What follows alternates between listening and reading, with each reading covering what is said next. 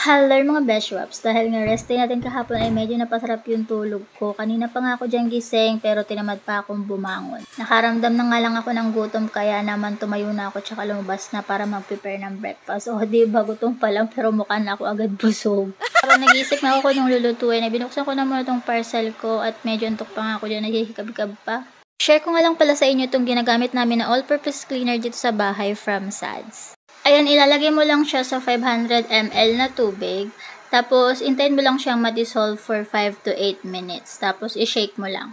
Tapos, ayun, pwede mo na siyang gamitin. Nilagyan ko na nga ng label to mga spray bottle namin kasi napagpapalit nga yung alcohol at saka yung all-purpose cleaner. Na-dissolve na kasi siya pareho na sila ng kulay.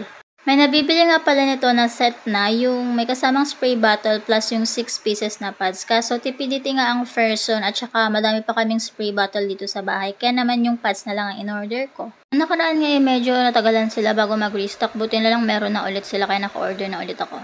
Gamit na gamit nga namin yan dito sa bahay. Tapos alam nyo ba, sobra siyang makakintab, lalo na sa mga table na ganyan.